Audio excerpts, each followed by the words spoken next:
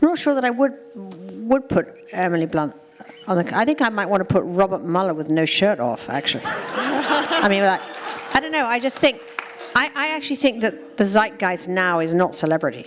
I think the zeitgeist now is completely news. I think people are much more interested in news right now than they are in stars, funnily enough. Unless they're the sort of the big four, you know, unless it's sort of Beyonce but even then they have to be saying something newsworthy. Tina is an award-winning journalist, editor, author, and founder of the Women in the World Summits. In 2007, she published the Vanity Fair Diaries, which was chosen as one of the best books of 2017 by Time, People, Amazon, The Guardian, The Economist, Entertainment Weekly, and Vogue. Her new podcast, TBD with Tina Brown, launched in November 2018 and is available on Apple. She talks with actors, politicians, journalists, activists, thought leaders, and the newsmakers of tomorrow's debates. By listening to TBD, audiences will learn what to read, what to watch, and how to stay smart in today's fast-moving times. Tina Brown is married to editor, publisher, and historian Sarah Harold Evans and lives in New York City. So please join me in a warm welcome for Tina and Beth. They're going to make a series out of your show. Yes, out of your book. We have the Vanity Fair Diaries has indeed been optioned by the producer of Big Little Lies. So hopefully, we'll see. There's a script in train. What kind of role are you going to have in that? Oh, quite a role actually. I'm one of the executive producers on it, so I'm letting them get on with writing it, and then I'll probably come in and be a huge pain in the neck to everybody. I was thinking about who could play you. Did you have any ideas? I don't really care right now. I mean, I just feel it's like somebody else at this point. Exactly. I'm getting used to them talking about me as a character, so now I'm beginning to relax, and they can do what they like with me. It will be complete when you start referring yourself as Tina Brown. That's right. Yes. The Tina character. The Tina character. All right. So I want to dive into your delicious diaries right away in a minute. But first I want to talk about a very early journal entry that you wrote when you were just a child. I don't know how many of you know this, but Tina was kicked out of 3 boarding schools. And exactly. Sorry. I'll get to her parents in a moment. But in one case, something that led to her being ousted was a journal entry she wrote describing the headmistress's bosom.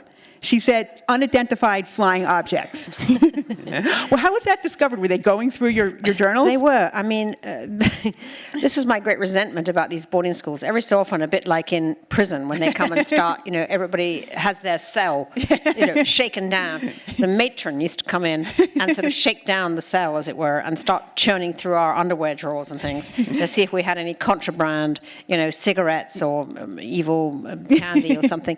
So she found this diary, and she started to read it. I mean, how do you like that? And then she realized I was writing about the head teacher, and she took it to the head teacher. And I was in tremendous trouble. I mean, I think today I'd probably have, David Boyce sue the school. Yeah, exactly. Yeah. But in those days, you just accepted the terrible authoritarian nature of English boarding schools. Well, your parents sound like so much fun. Describe for the audience how they responded every time you were kicked out. Well, my parents, they always had my back. I mean, they would sometimes, quite often, kind of give me hell when I got home, but certainly, in most instances in school life, they would have my back. So they would arrive at school, and then the parents would be told, my parents would be told that, that things had ended, and I was going to be leaving. And my father used to say, how terrible it must be for you to have failed with this immensely talented child. It's like, I am really, must be very difficult for you. And then my mother, nose aloft, would leave, and then, and we'd load up the trunk, and out we'd go. We'd sweep out of the drive. What a great way to leave. Well, it got a bit old the third time it happened. Sure. But, I mean, it wasn't that I was particularly, I was just very irreverent, insubordinate. I just wasn't. I was just really hard to discipline, I think. It sounds like it. Well, another time you organized a protest, speaking of underwear, because you were only allowed to change your underwear 3 times a week. Yes, I really resented this too. And so I organized a demonstration on the lacrosse pitch. And I had all of these, everybody in my grade marching across the the lacrosse pitch waving placards saying, "Knickers out, out, out." But unfortunately, it was me that was out. At that point, that was the last school that I got ejected from. It seems to have worked out. So Well, it was 1968. Everybody was interested in demonstrating at that time. Well, I love thinking about you as a 29-year-old coming to the United States. You're in the cab from JFK. You're heading to the Royalton Hotel. And on the radio, you hear a woman with kind of a rasping German accent talking about a sexual act. Who was that?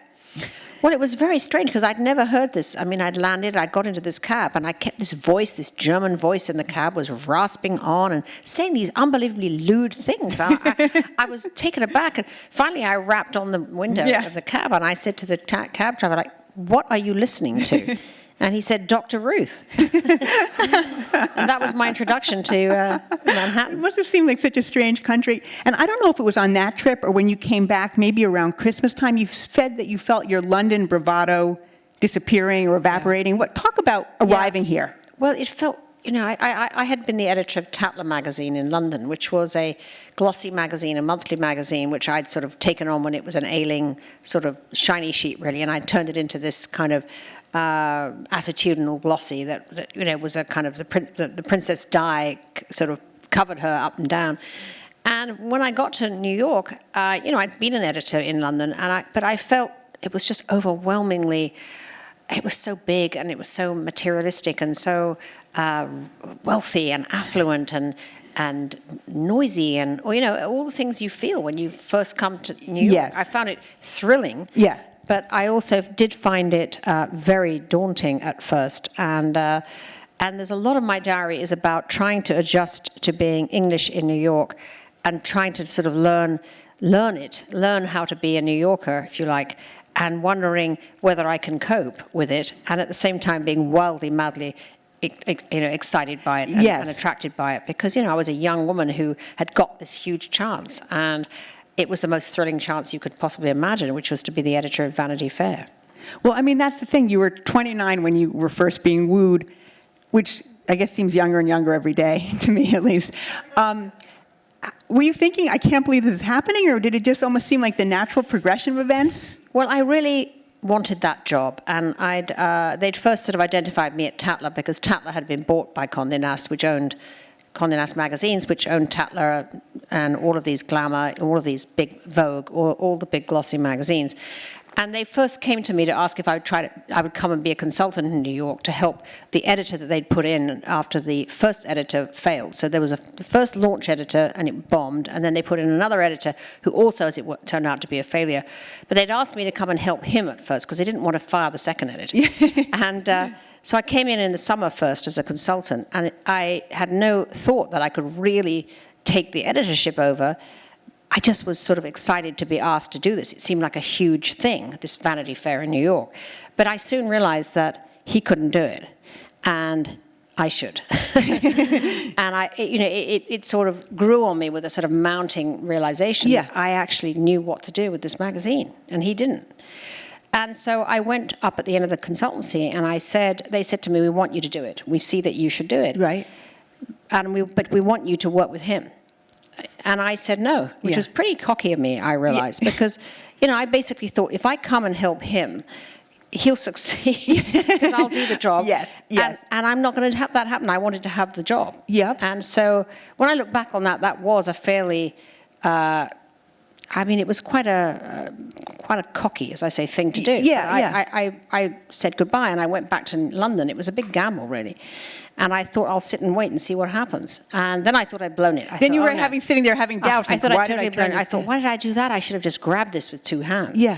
And the months went by, and the months went by. And then after about 7 months, I got the call, would I come to New York for an interview? And I know that you don't get invited to fly across the Atlantic just to have, to say hello. A courtesy interview. So I came and I was offered in, and I took it over straight away. And so I did choke at first, but in some ways those months were a good thing for me because they really made me think about how much I wanted it. and what I would do with it when I got it, you know. Yes. Were you reading it? You must have been reading the magazine. I was, and I knew they just had got it wrong. It was a muddle visually. It looked old-fashioned. They were trying to emulate the New Yorker at that time. They wanted to be the New Yorker with pictures. Yep. But I knew that was what you created. Yeah, and later. I realized I wanted to do a magazine that had the glamour and excitement of the original magazine in the 30s, but also had the kind of journalism that had deepened since then in magazines like Rolling Stone and New York Magazine, and bring these forms together in a sense so that you would have a high-low mix, if you like. The high-low, yes. Of this, you know, glamour and excitement, but at the same time, really good journalism and deep content. And it took me time to get that, but we did. Well, I think it's safe to say that you were viral before viral was even a good thing.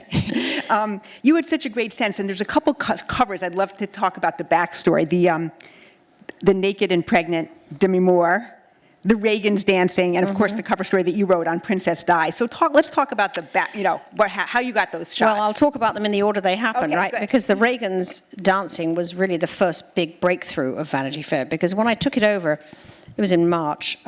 We had to, the first 8 months were really a struggle. I didn't get it right instantly, and I knew I wasn't getting it right, but it was, it was failing. It was about to close, and I had to fight for its survival. So I was trying to do many things on many fronts, and I knew what it needed. It needed to have a big news rush of something that people would pay attention to.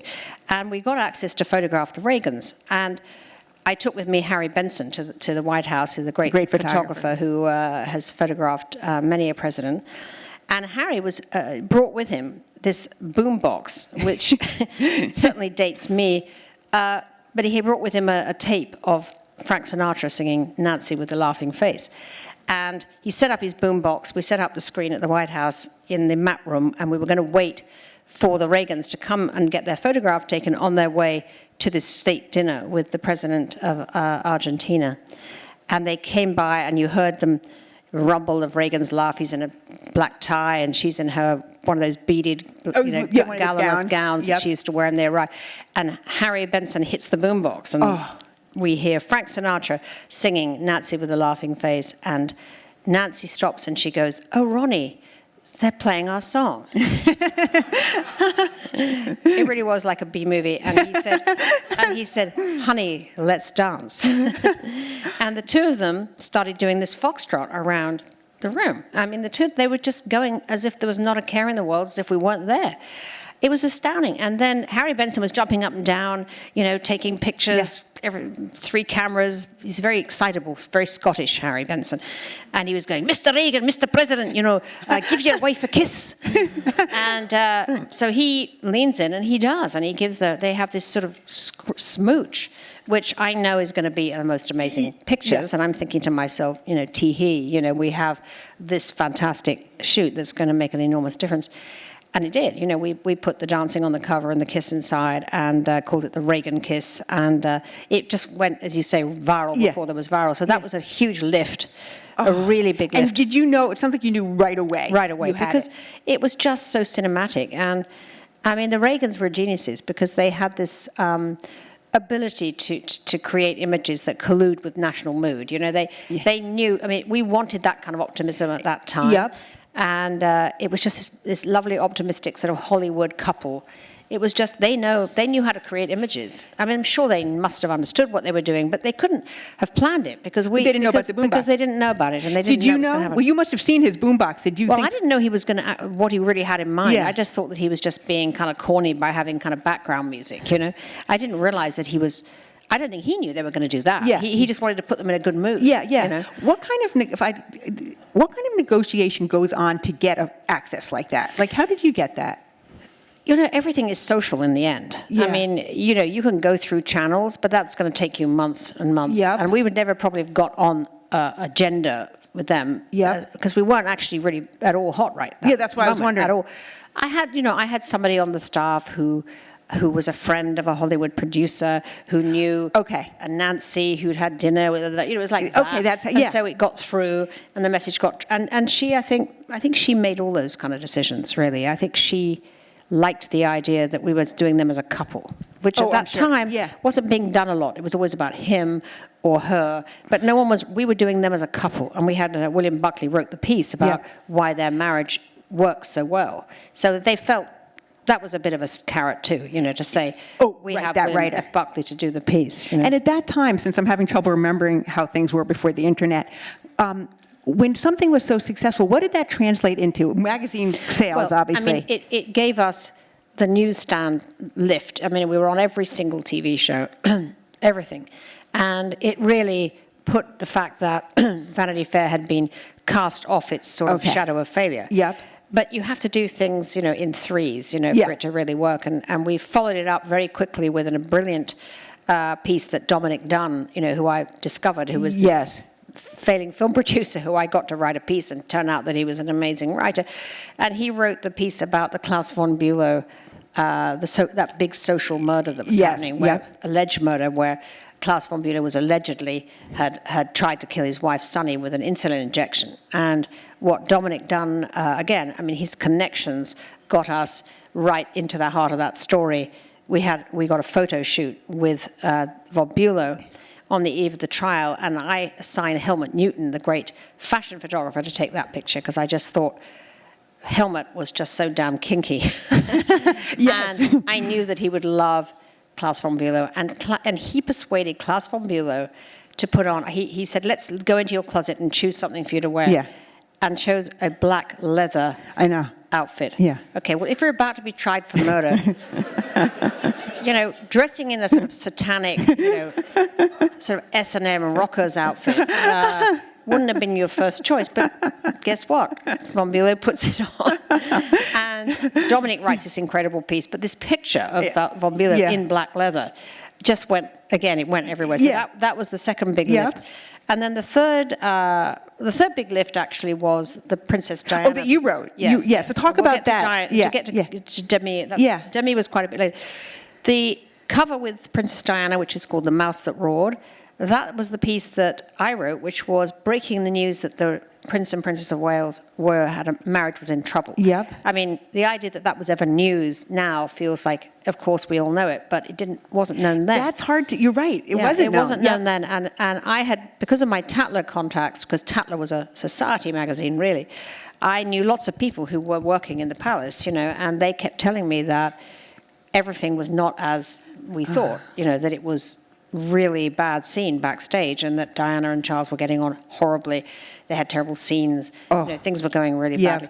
So I wrote this piece, The Mouse That Roared, about how everything was going wrong with the Wales' marriage. And again, it really went big time. Wasn't there a quote that ran in London that was sort of out of context or something? Didn't people... That was a different story. The Wales piece caused such a ruction that Diana and Charles did something that they had never did before or since, except when they got engaged, which was they went on television to refute it on the BBC, at which point I knew it was true, right? Because the palace only ever denies things that are true. That are true, and it did, it made a lot of noise, but it was right. And actually, at the end of Diana's life, as it turned out, I didn't think it would be, but in July of 1997, I had lunch with her in the Four Seasons with Anna Wintour when she came to auction her dresses at Christie's. Oh, right, yep. And, and she said to me, you were right about that. She said that? Yeah, she was. And she laughed and she said, you got it right. And I said, well, I know, Mum, because by that time they were divorced. But she was very moving at that lunch, actually. She was talking about her loneliness, wasn't she? Yeah, she really was. It was a very poignant thing, because having known her when she was this charming, shy, sort of little mouse, really, who was ravishingly pretty, but just so shy, and so in Charles's sort of in awe of Prince Charles when she was engaged, when I first met her. By that time, she was this unbelievable celebrity diva. I mean, just the thing about Diana was she was so tall, which you don't realize in a way unless you saw her, because you didn't really see how tall she was. When she was in her high heels, it was she was really tall. It was like a supermodel. And I didn't realize these enormous blue eyes, and I mean, she was such a beauty. But she she was very sad, and she said, I hate August. And this was in July of 1997. She said, I hate August because the boys go and stay with their father in Balmoral. Yep. And I'm by myself. And she said, it's difficult because nobody wants me to stay because the press makes everybody crazy. Wow. And she said they want to, they go through their dustbins and their garbage and they ruin their holidays. And so it's very hard to have me to stay. And I really thought about that when, she died in the Alma Tunnel in Paris, because she was only really on that boat because she wanted to be somewhere safe. I mean, she took up that invitation because there was this boat. She thought there were boats and planes and bodyguards, of course. and, that she would be protected. And of course, it was the absolute opposite. Oh, that's really sad. Yeah. She seems like she must have been a very compelling figure. I mean, obviously to the world, but also to you because you wrote a whole book about her. Yeah. What so interested you? Because she, that was a story. It was just an incandescent story, really. I mean, it had everything. It had a beautiful young woman who became a princess, whose husband wasn't in love with her. The whole world was in love with her, but her husband wasn't. Yeah. She died 36, at the top of her height of her beauty. In a tragic way, heartbroken about everything that had happened. And, that story there's very few stories that have those. You're right. That has all the extraordinary elements. So she always did fascinate me, and so on. But just. Not to go on, but you asked me about Demi Moore, so I'll just get to that. Demi Moore was later. Demi Moore was at the end of my time at Vanity Fair. That was in 1991, I think it was. Okay. And that really came about because I just had my second child, and I was feeling very sort of mutinous about maternity clothes. And feeling, the whole business of being a pregnant mother at work was just such a hassle, the whole thing. And so it was sort of in my mind. And when we learned she was pregnant, we'd already arranged to do the photo shoot with her. Annie Leibovitz and I were talking about what we would do with the cover. And it's interesting, at that time, if a star was pregnant, you would tend to just photograph her. You would say, okay, we'll just do a headshot because she's pregnant. And I said to Annie, why don't we show that she's pregnant, but so we'll put her in a tight cocktail dress or something. So Annie loved that idea, and tight cocktail dress was procured, went off to take the pictures with Demi. And so she comes back with the pictures, and they're great. And I look at the pictures, I said, they're great. But Annie has that face which says, I haven't given everything up, And I look at her and I say, is this it? Is this the shoot? She goes, well, there was this other picture. So I said, well, what is it? And she said, well, this picture was really just for Demi and Bruce Willis. I did it for them as a kind of private, intimate picture. And I don't think they're going to want, but why don't I just show it to you? So I said, let me see it. And of course, there it was, Demi Moore, naked, pregnant.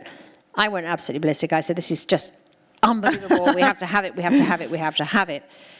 Annie gets on the phone with Demi and persuades her to do it. I then have to persuade the circulation department to let me do it. They are aghast, that I'm going to do this.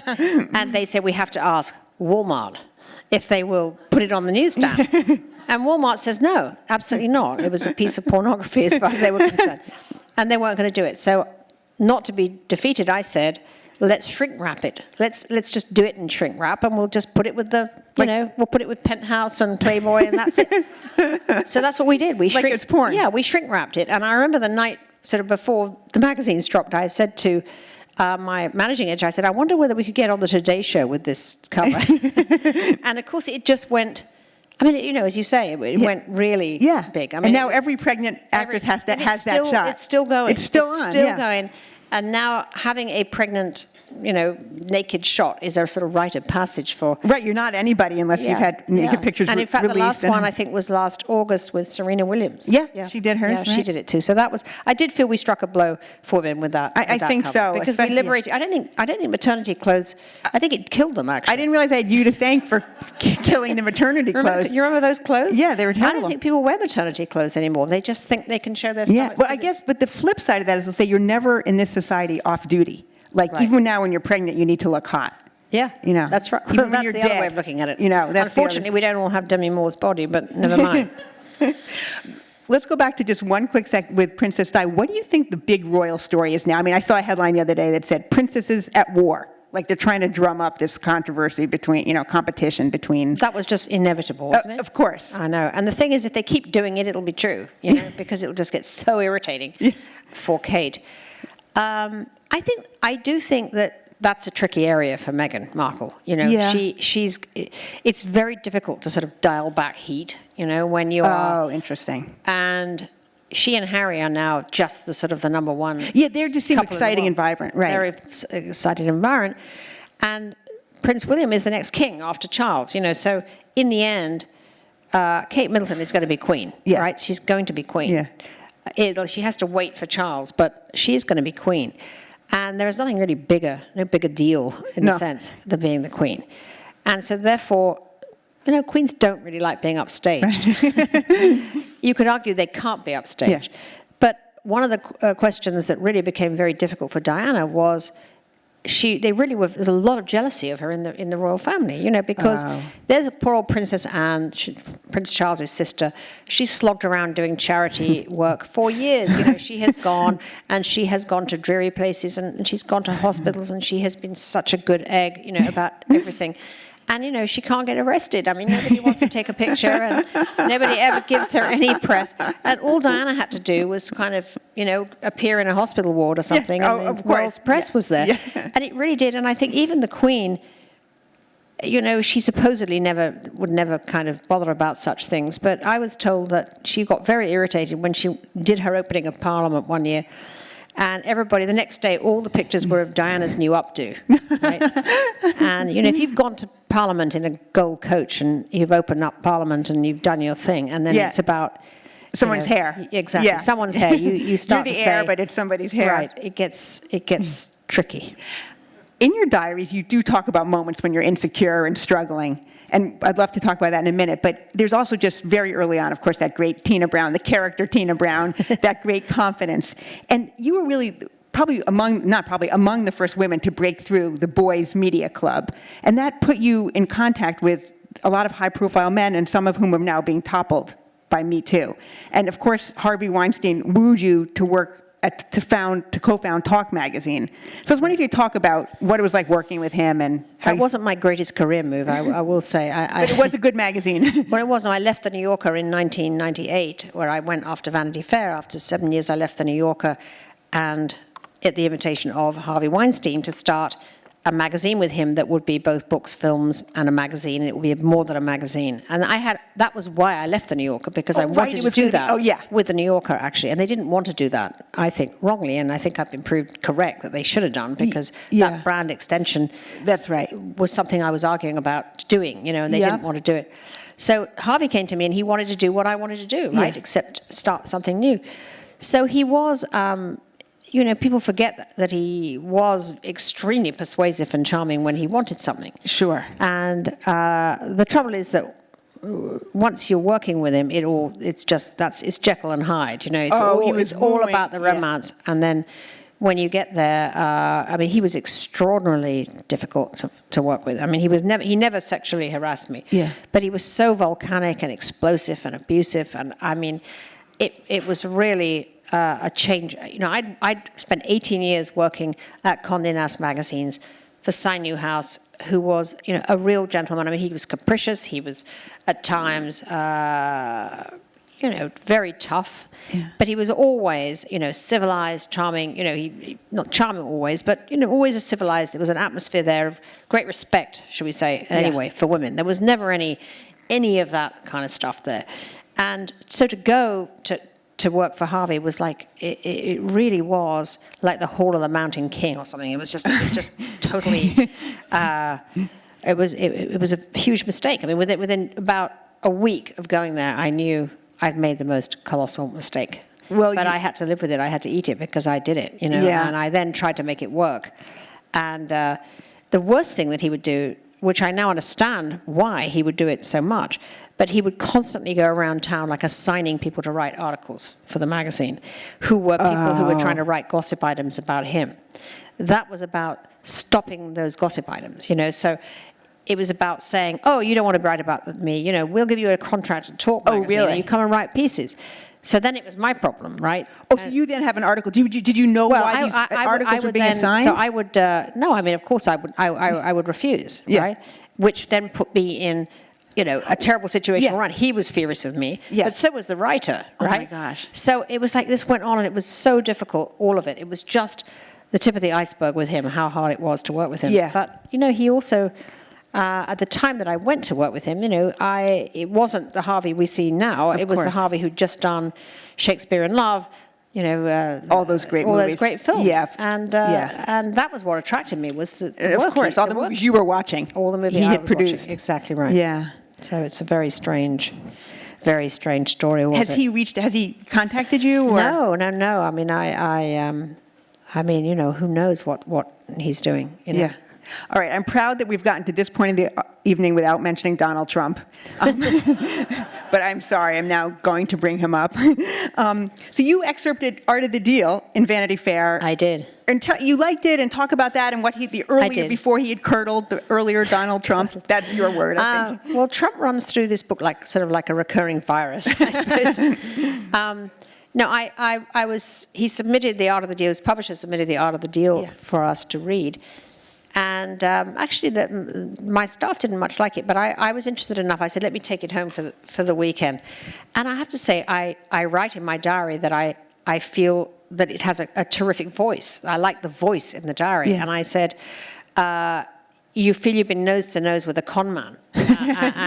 But it's, I said, it's BS, but it's authentic BS. and I said, I think America will like nothing better. Because I just found it, there was something about it that was this voice, that I thought I found very beguiling, as many have since. And so we extracted the book, and I was very glad I did, because of course it became a huge hit. Of course, yeah. And so I was in his very good books at first, because I'd done this, and I sat near with him. I was introduced to him at a dinner. In fact, Ivana Trump was all over New York, and I got to know her quite well. And so I was at this dinner which Ivana had Ann Getty of San Francisco had hosted, and the Trumps were there. Trump was very uptown in those days, which he stopped being as soon as the Ivana divorce happened. But in those days, he used to be out there in a dinner jacket. You'd see him at first nights and stuff. He was very the much opera, even though he complained about it. He did. So he was there, and he was 2 doors down from me. And my dinner partner wasn't really talking to me, and his wasn't really talking to him. So we started to kind of bounce it back and forth across the artichokes, with talking to one another like this, And he went like, "Oh, ha, Tina, what do you think about me being on the cover of Newsweek?" I said, "Well, it's very nice that you're on the cover." He says, "What do you think is better, Time or Newsweek?" I said, "Well, I think Time actually is better." He said, "I could have had Time. I could have had Time. I could have had them both. I could have had them both." And it's so funny now to realize, he was obsessed about that then. Yes. He's obsessed about it now. Yeah. He said, Vanna made me go to the opera. 2 hours, nothing to eat, It's like, I said, never again. So I was amused. I thought he was very, very funny. Yeah. And, but then, it was after the divorce, like a couple of years later, that he began to change. I actually think people haven't quite realized the pivot of... Please. The divorce and the bankruptcies together. Oh. And actually, I think Ivana was more important to him than he's ever led on, in the sense that I think she was some kind of an organizing force somehow behind him. And so when she was out of the picture, he got more and more out of control.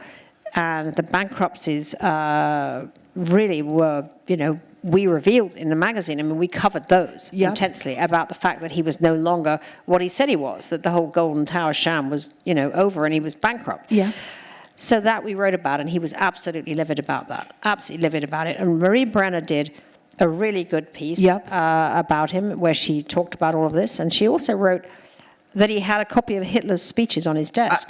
And that detail went really viral. Yes. It went everywhere. And he denied it, he did it, but it was absolutely true. She didn't make it up. And so a few months later, she was at a dinner, one of those black tie functions, and she was sitting having her dinner, and she felt something cold and wet down her back. And she looked up, and she thought it was the waiter who dropped wine on her. And then she sees it's Trump.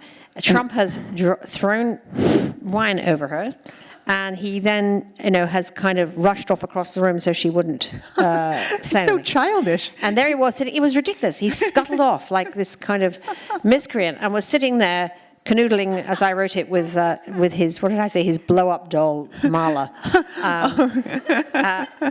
And it was stunning because it was just, the idea that you would, he'd still be harboring such fury that he would actually empty a glass of wine down a reporter's back.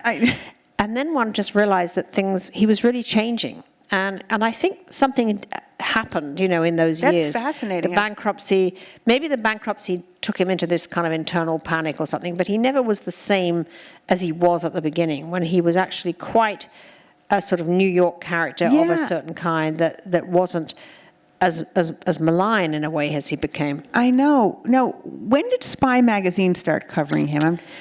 Spy was around about the same time. Yeah. I think that greatly probably annoyed him.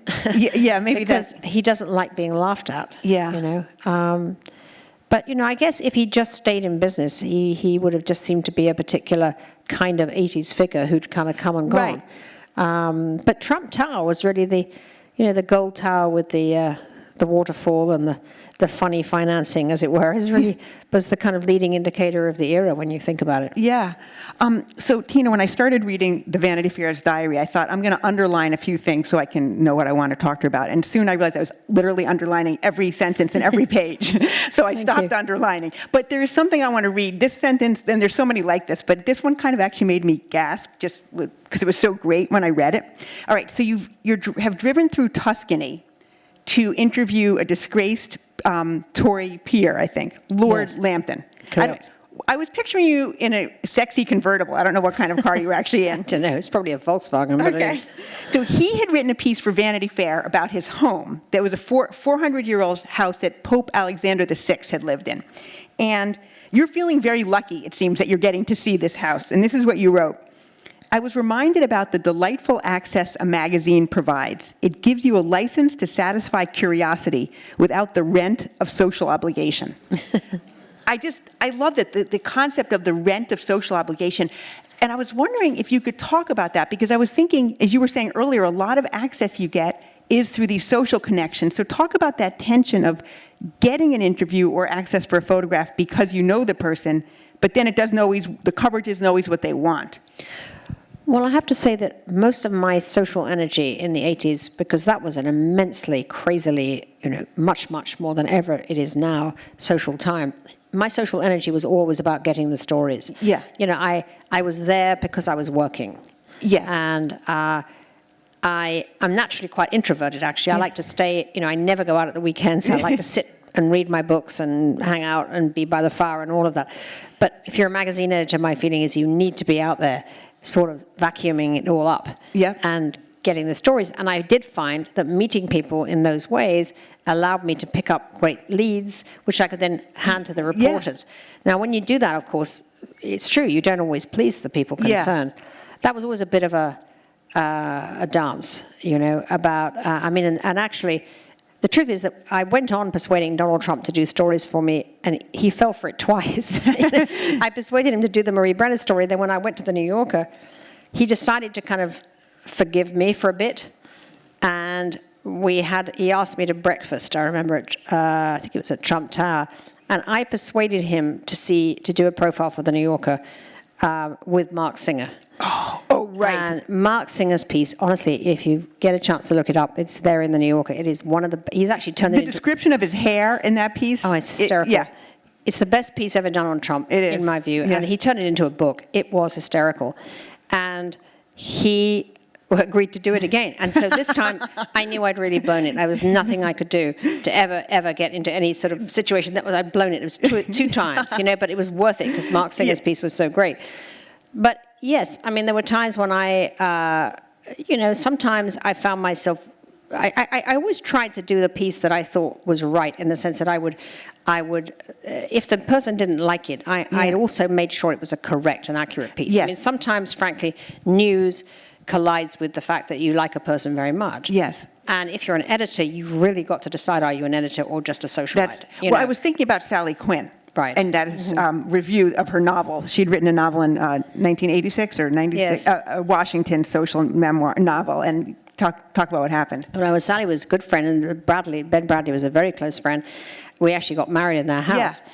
And Sally published a book, a novel, and I thought that Christopher Buckley would be a very good person to review it because it was a book about sort of social life in Washington. Yeah. And I thought, well, Chris Buckley, son of William F. Buckley, you know, he great at social world, etc. Well, he wrote this book piece. He wrote this review that was just hilariously negative, and it was agony when it came in. I mean, he called her book literature, right? Which is pretty bad. And I remember looking at this piece kind of frozen, thinking, what am I going to do? You know, this piece is really great. Chris Buckley is a fabulous writer. Sally Quinn is a very good friend. What am I going to do? Yeah. I had to publish that piece. Now, I made one mistake, I think, which after that I really, really didn't. I mean, I should have probably called her up and said, this piece is coming, but, you know, it wouldn't have made a difference in the sense But that she would have known. But she might have known it was coming. So all I did was kind of publish it and sit there waiting for this neutron bomb to go off, which it did. I soon got a telegram. A telegram? In those days, disinviting me from Ben's birthday party in East Hampton. I think we have time. I'm going to ask you one last question, then we'll have some questions from the audience. I don't know if you know, but Tina has launched just a fantastic podcast. I was begging her to release some more because there's only 4 so far. And it's called TBD with Tina Brown. Yeah, TBD with Tina Brown. It's so interesting. It's like Terry Gross meets the New Yorker Radio Hour. And thank you. Yeah, it's wonderful listening. And so your first interview was with Jill Soloway, who's the creator of Transparent. And Jill had been married to a man, but now is she's non-binary and gender non-conforming. And I was really interested, or actually surprised, that you said that you were, as the interview drew closer, you described yourself as being increasingly daunted by the prospect of meeting her.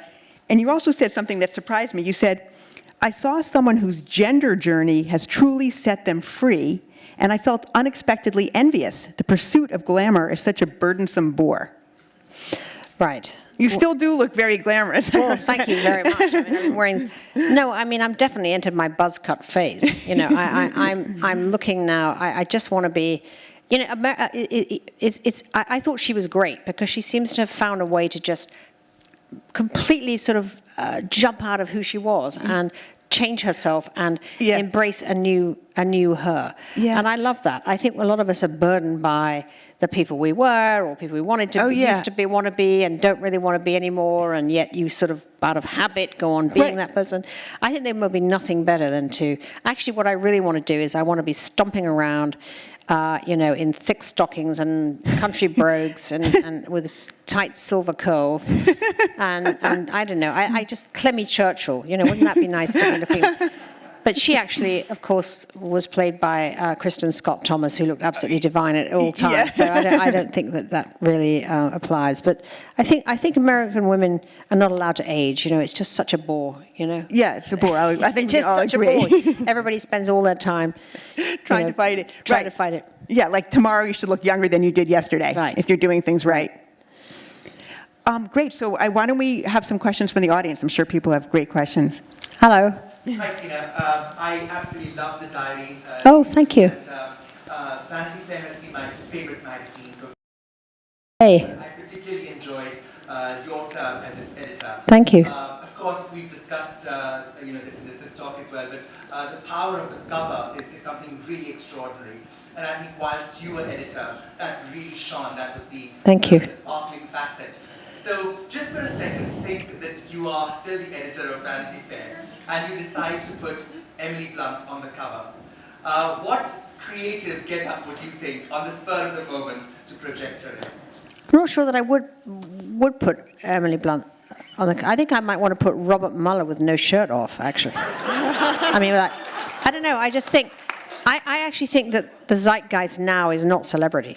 I think the zeitgeist now is completely news. I think people are much more interested in news right now than they are in stars, funnily enough. Unless they're the sort of the big four, you know, unless it's sort of Beyonce but even then they have to be saying something newsworthy. People are not just, you know, during the 80s, if you put Tom Cruise on the cover, you know, it will be you're pretty safe in terms of, but because the newsstand is gone and the newsstand is now irrelevant, it's just a different thing. You know, I think the Saudi Arabia story that would be something I would be all over if I was at Vanity Fair now. I would be doing MBS and the court of Saudi, and you know, I would really want to do that in a big way, actually. But you know, covers, it's interesting, covers are still so potent. I'm not sure that anything is going to replace the potency of a cover. I mean, you saw when Time magazine put the journalists on the cover, it was an event. You know, you can still make something in the culture an event by putting it on the cover. And I think there may be some kind of come around to that. I mean, a whole generation is coming in who are digital natives. Obviously, they've already arrived. And it might be that print becomes something cooler at a certain point. You know, if you've been raised purely as digital natives, maybe print will start to become something that's like a vintage... like records. Yeah, exactly, that it's possible. But covers are incredibly important and so potent. I was wondering if you could just talk a little bit about books you've read when you were a kid, how you became a writer, how you kind of how you became, from your earlier years, you know, seminal moments about reading and writing and stuff. Well, poetry was a huge thing for me. That's really where I developed my great love of writing and reading, in a sense. My mother always valued poetry and used to read it to me, and I became enormously involved with poetry and writing it out. I used to write out poems all the time. When I was young, I used to write poetry. And from there, really, when I went to Oxford, it was really, again, poetry. You know, it was Yeats, Eliot, Keats, and also the great Victorian novelists, you know, George Eliot, Dickens, and then moving on to Thackeray. These were the people who just consumed my love and interest, and the sort of the moral widening that gives you, you know, the sense. I mean, George Eliot, particularly, I loved her expanding of my intellect and moral universe, I suppose is the word. So reading and writing has always been what I spend most of my time doing. I just read a wonderful book by Stephen Greenblatt called Tyrant, which is about Shakespeare's tyrants and what they and what the society. What societies are created, how tyrants get created, and how the culture is ripened to welcome a tyrant. It's very interesting, and I just had him on my podcast. You'll hear him on January the 1st. That's the joy of a podcast. Nobody can tell you what you can't do. Right, and it's so pure. It's just... So I'm going to have a Shakespeare scholar, and I'm going to talk about tyrant. So there. Given that a big part of what you needed to do was really have a future vision as you were working on all of these places, what would you say are some of the most surprising things you see happening culturally right now? Surprising. Well, I mean, it's not really a surprise because it's just happening. But the speed and madness with which it's happening, I mean, the vortex of media disintegration has become a furious pace, And I suppose the ongoing revelations of Facebook's malfeasance, the fact that every other week now it seems like a further, you know, perpetration of some fresh sort of transgression, if you like, and how it's now penetrated every platform. That's now become, I think, that's really the thing that I'm most agitated about, and sort of increasingly surprised, you know, by how much these platforms have been hijacked and what kind of fake stuff is pouring out of them. And I don't know how we close the barn door out of it. It's very worrying.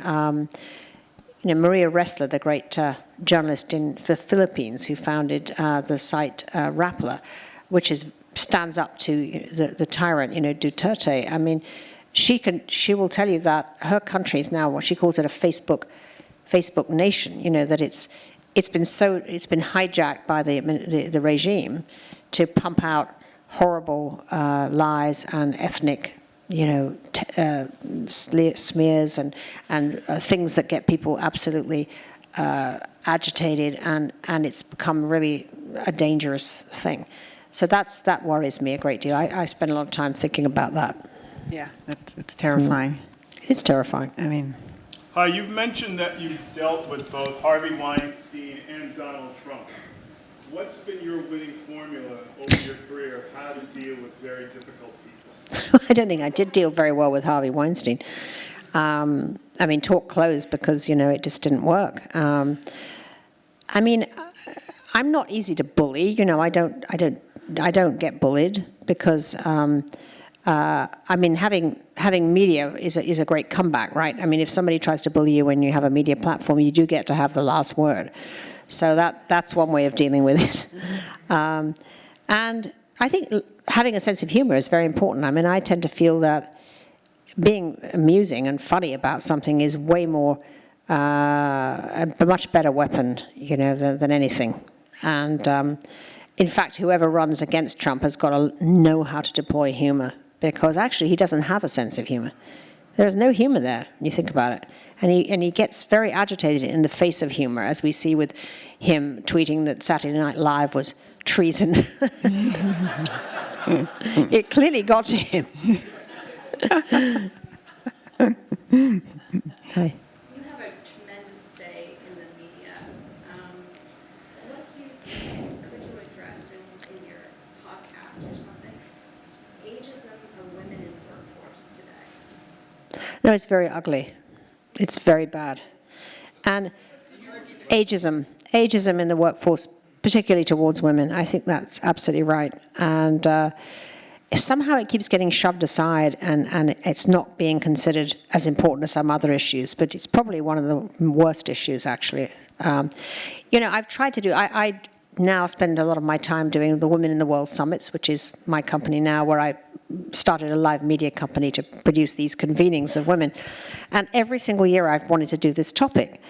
And it's very difficult, though, because women are what they will say to you off stage, as it were, they don't want to be on stage talking about it because they fear that they will be seen to be old, and it's like, well, can I, they say yes, and then they start saying, well, I think it'd be great to have someone of sort of 35 on the panel. You think, well, I don't want someone of 35 on the panel. They don't have any problems. And one year I did it, but it was ridiculous. They wouldn't do it unless I had somebody who talked about what a problem it was that everybody thought that she was, younger than she was. It was like, well, I'm sorry, darling, but that's really a tough problem for you. But it isn't really what we're talking about here. So it's hard to get women to even come out, about that. And I think it's something that women talk about all the time when they're together, because they say the fact that they know that someone is looking at them and thinking, I'm just not going to have you around. I mean, and it's very wounding when women are at the top of their game with their gifts and because women who've had children and have just got out of all of that are actually greatest of employees because they aren't burdened. I mean, they don't have any work. That all of that sort of conflict when you've got young children is in fact done, and in fact you're very highly motivated to have a kind of next act. So it's a huge problem. Thank you for bringing it up. I've got to figure out a way to talk about it with somebody. If they'll come on. Anybody here want to come on and talk about it? we have a 20-year-old who will talk about it. Just drilling down with the topic of ageism, I am struck how British actresses continue to have these vibrant careers. Demi Smith, Judi Dench. And it doesn't happen here. What's the difference in culture? Or what Well, actually, you see, I do think that Judi Dench and Maggie Smith, to name a few, have been willing to play women who are older, right? Yes. They haven't had plastic surgery. They're not pretending to be younger. But because the American pressure on women is such, they feel they have to keep all of that going to such a degree that it doesn't really work, actually, is the truth, because they're not looking as young as they say they are. And yet they're now not willing to play somebody older. I was actually talking to somebody about just this problem the other day who was making a movie, and he went to see, I won't name her, but a woman who's who's about 65. I mean, she looks amazing because, of course, she works out all the time, and she's, hair and on. And he said, describe the part, and she said, look at me, how can I play a woman who's a grandmother, who's, whatever? And it was like, well, because you are, And so he found himself saying to her, well, you can be a grandmother who does Pilates and who... So that made me laugh a lot, actually, because I was just thinking, you know, it's hysterical. It's such a strange problem. I think, It's a strange problem, You're but like you know, too young and too old. But maybe women themselves have to say, you know what, it's okay. I'm going to play an old lady now. Yeah. I mean, not an old lady, but somebody. There you are. So I can't even say that. yeah, you word. can't even say that word. You're going viral now. I mean, Judi Dench doesn't have that issue. She's quite happy to play, you know. I think we saw that recently in the U.S. with Glenn Close. Right. Well, Glenn Close was absolutely fantastic in that film. One of the things that's wonderful about now, with all of this, two things. First of all the streaming content is really opened up a huge amount, you know, of avenues. So suddenly artists are getting to be asked to do things they could have done before. Secondly, the panic after Me Too has made everybody so scared that they've got to hire women. So now, women, you know, we've got to have a story about women. That's great news. So a lot of, I mean, I'm sure Glenn Close, I haven't talked to her about it, but I bet the wife might not have got done, you know, recently. But that's a fantastic film, and she is amazing in it. Absolutely amazing. I'm so happy you like that. I thought it was great, too. Let's have one more question. I must have her on my podcast. I will do it. There have been studies recently comparing how men apply for jobs that they only have 35% of qualifications in a particular job application. Women tend to apply for something and got 75 to 90% of the qualifications. In other words, they're selling themselves short. You were editor of Tatler at 125. Were you picked for it, or did you apply for it? And what happened there? Well, I stumbled into it because the owner of the magazine, it was a small, tiny little shiny sheet. It was failing. This realtor came into town and decided he wanted to own media, so he bought it and he wanted to turn it into a proper glossy magazine. And so he asked everybody to edit it, and they all said no because it was such a kind of unpromising looking opportunity, and the money was very tiny. And somebody, a mutual friend, sort of said to him, well, you know, you better, you won't get anybody to do it. You better go for youth. You better find somebody young and then put in a kind of advisor with that person, because you're not going to find anybody. And I had been writing for various publications, and I'd got kind of a reputation as a writer at that point.